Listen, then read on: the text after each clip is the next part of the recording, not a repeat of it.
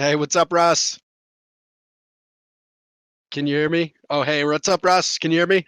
Yeah, I can. How's it going? Nice, good. I'm gonna help the smooth transition until my host is here. What's up, Maria? Hey. All right, now I'm gonna get out of here. I'll see you, Russ. Take care. Enjoy. All right, see you. Good morning, Russ. How are you doing? I'm doing well. How are you?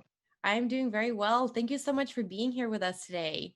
Thanks for having me. Yeah, it's so we just talked about high school esports with Drew from Play Versus, and we're heading right into college. So if you don't mind just taking a moment to introduce yourself, tell us a little bit about what you do at the university, and yeah, then we can just talk a little bit about what collegiate esports is like. Sure. So I'm Russ Hamer. I am the director of esports at Mount St. Mary's University up in Emmitsburg. It's about an hour north of you guys. Um, and I run our esports program. We do a lot of different stuff. We have varsity teams. We have club teams.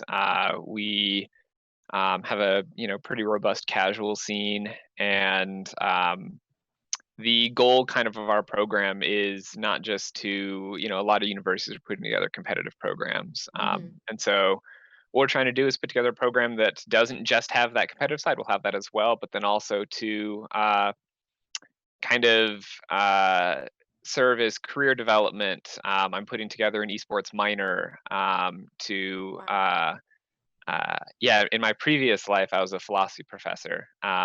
So still putting together some coursework and doing all that sort of stuff. That's really impressive how developed your program is at your university, because usually, what I hear is, a college might have a team, right? And you have to try out to be on that team, and that's about it. So the fact that you have a varsity, but also a club team and a casual scene, and now you're actually also working on coursework, it's a very holistic approach to esports. So what made you think about approaching it that way rather than just saying, hey, let's just have a competitive team? Sure, I think part of it is, so I got my PhD in philosophy a few years ago. I've been a philosophy professor for 9 years now.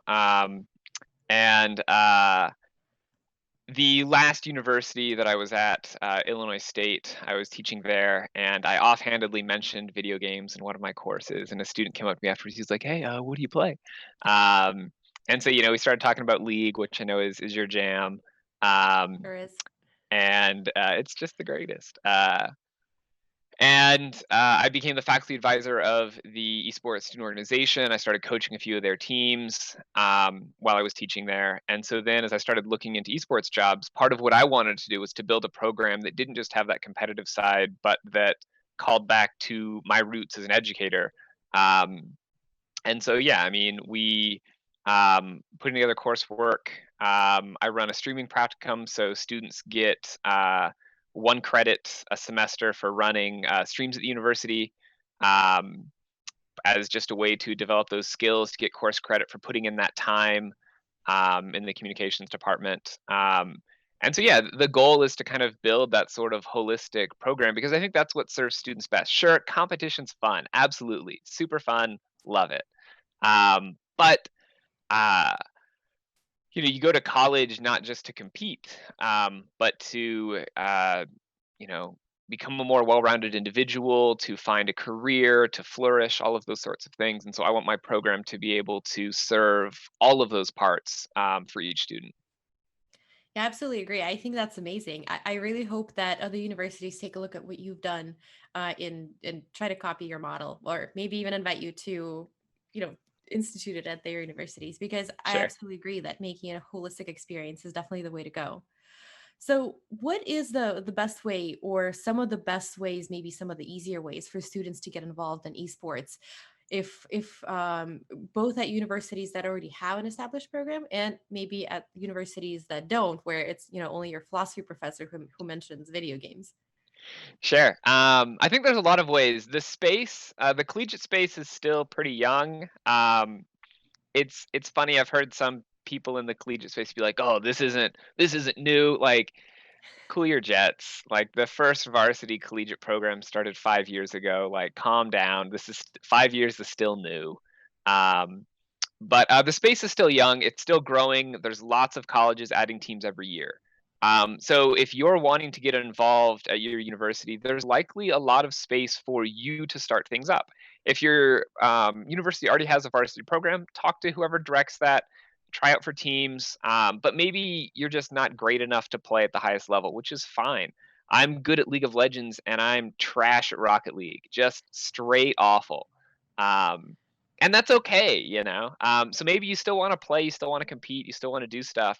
There's lots of ways to do that. Talk to the coordinator, talk to the director, and if you can bring a plan to them, then I imagine most of them are going to be pretty excited about new things that their program can do, but that they, as the director, might not have the time or the money to implement themselves. But if it's a student initiative, then sure, I imagine a lot of them will greenlight stuff like that. If your university doesn't have a program, um, put together a student organization. Most universities who have programs start with student orgs, and then that student org grows, that student org becomes popular, and then they make the case to the administration, hey, you should hire someone, we should be a varsity team. And the administration is like, all right, yeah, I mean, this is a really successful program. So start a club and run it well. Run it like a professional and not like a bunch of kids who want to play Smash in their dorm room, which is also fine. And Different. exactly, very different. If you want your university to start a program, it's not enough for you and your buddies to hang out and play video games for funsies, which is super fun, but not what's going to convince administrators to invest in a program. Absolutely, absolutely. That's great advice. So yeah, so if you want to get involved, just go ahead and get started, right? That's the first step. And it sounds like it's pretty easy, especially because the space is new, like you said. And there's Yep. a lot of room for growth and creating those teams and clubs and really affecting the direction that it takes at your school. So that's awesome. Yeah, absolutely. Because a lot of administrators, when they start out programs, what they want is varsity, but they don't actually know what else the program could do. So if you have ideas about stuff you want to do, and you take it to them, oftentimes they'll be like, "Wow, I didn't even know streaming was a class we could offer. How do we do that?" And then you'd be like, "All right, well, so here's how it is. Here's some outlines. Here's how some other universities have offered streaming classes. Here's a communications professor who said they'd be interested." And then suddenly the administrator's like, "Okay, this is a thing we could do." But they don't know what they should be looking to do a lot of the time. So students bringing that to them is really helpful for a lot of people. That's awesome. That's great advice. So I hope you're listening, students out there. So you said that the competitive scene in collegiate esports is really new, like you said, 5 years. Where do you see it going in the future, both near future and far in the future? Like, how do you see it evolving, both locally and nationally? Sure. So I know there's some universities who really want the collegiate scene to become the feeder system into the pro scene. I don't think that'll ever happen, partially because at the pro level, if you're good enough to go pro, you're usually going pro when you're 17. Mm, Um, and you're not spending a couple of years in college when your career is going to peak at when you're 23 or so, and your career is going to be over when you're 25, 26. hmm. So at that point, losing 4 years of prime time is just a bad idea. Um, so I think what we're going to have in the college scene is similar to what we have in most collegiate sports, in that you look at college football, only a handful of players from the top D1 teams ever go pro. Basically, nobody goes pro overall. Um, so I think that's the similar sort of thing that we'll have in the collegiate scene. You'll have a few players who go pro, but by and large, it's going to be playing because competition is good. Playing on teams is good. You develop a bunch of skills that you can't develop in the classroom: communication skills, strategy, teamwork, leadership, all of those sorts of things. And so it's really good for us, for universities to offer this. But I think that's where the collegiate space is going to go, is more into career development, more into personal development, and less into trying to be a feeder system for the professional scene. That's really interesting, and it definitely makes sense with the careers peaking basically when people graduate out of college, right? 'Cause like you said, 23, 24. So if the collegiate scene is going to be more of a feeder system into the industry, into jobs other than being a pro player, do you feel like it'll like will it grow a lot faster, I guess, like the program? So you know how you're talking about like your program is holistic, right? Do you feel like the university should really be putting more energy into that rather than like building up their competitive teams? I think so. Every large university has a film program, has a music program, and as was just mentioned, the video game industry dwarfs film and music by a long shot combined.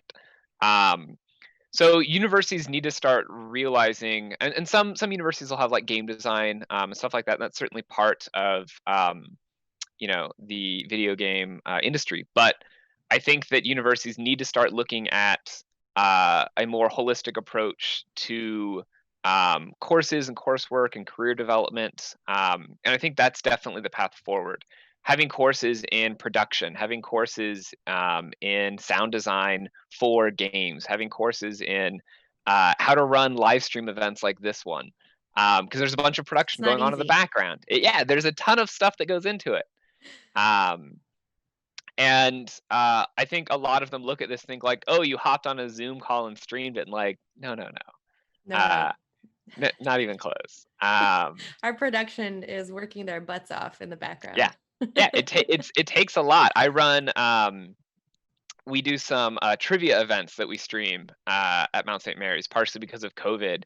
And yeah, having a couple hundred students watching and answering trivia questions while you're on a call with a couple people and everybody's in Discord, it's a ton of stuff at once.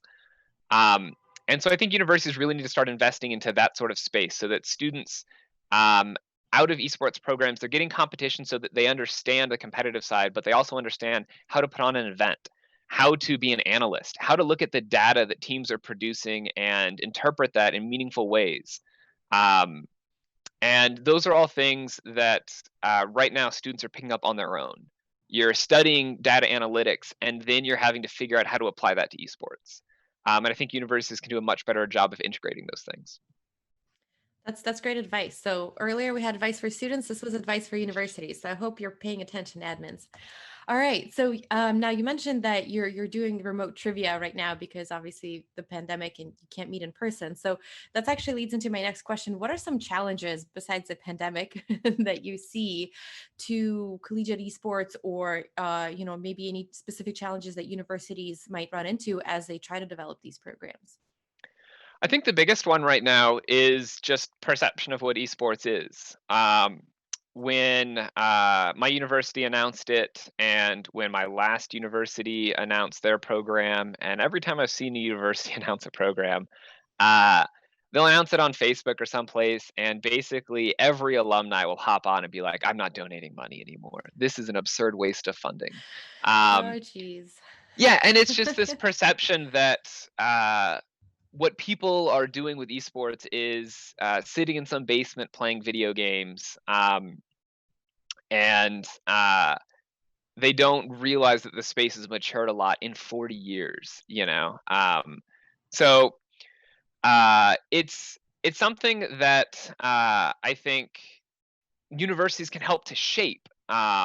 If they put in that effort, if they put in the effort into more than just um, running a varsity team, but they put in that effort into, uh, career development, into coursework, into all of those sorts of things. Because sure, when you announce a program and you announce we're hiring a coach and we're giving scholarships, you're going to have a lot of pushback from faculty. You're going to have pushback from alumni, and all of these people are going to say like, this is a waste of money. And so you have to show them how it's actually important, how this is a huge industry, how what you're doing in this industry is the same thing that you're doing in a lot of other industries, and that the university can help shape that kind of career development path.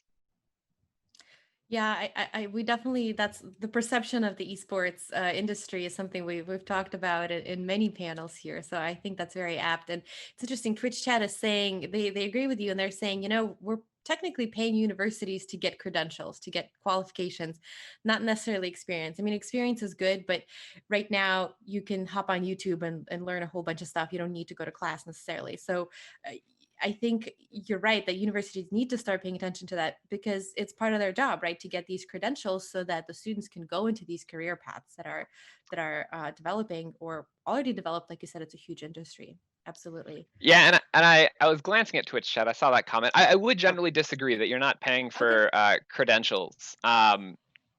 If you think you're paying for credentials, I think you're missing out on what a university does. If that's your approach, I think that you have misunderstood the point of a university. For the same reason that universities have core curriculums, that you have to take courses in history and English and all these sorts of things. The purpose of a university is to produce a useful citizen. And in some sense, that involves knowing history, that involves knowing philosophy, that involves knowing industry, that involves a lot of different things. Sure, anyone can take a course. You can watch a bunch of YouTube tutorials on how to do something, but that's probably not going to make you a good critical thinker. That's probably not going to make you a good creative problem solver, and a bunch of stuff like that. So the goal of the university isn't to provide job training. That's part of what it should be doing, but it's to produce a well-rounded individual. And so that's why part of our program at Mount St. Mary's involves something like I run seminars for my students on how to avoid tilting and things like that. So part of our program is about building you as a person and not just helping your career, but that's part of it too. Well, answered like a true philosophy professor, although I do agree with your Absolutely. viewpoint. So that's all the time we have. But do you mind if any of our viewers reach out to you with any questions or thoughts? And if you don't mind, can you please tell us what's the best way to do that? Yeah, absolutely. And I'll drop my info in Twitch chat in a minute. But I'm terrible at using social media. So the best way to reach out to me is probably just to email me, which is just r.a.hamer@msmary.edu. Check my email pretty consistently, but social media is rough. I'm still learning Twitter, I feel like. Yeah, you're never done learning. That's right. But yeah, I'll toss all my info in chat. All right, sounds great. Well, thank you so much. This has been very enlightening. I now want to audit your courses. So I will definitely be emailing you with some questions. And yeah, Sounds thank you good. so much. It's been lovely having you. Thanks for having me.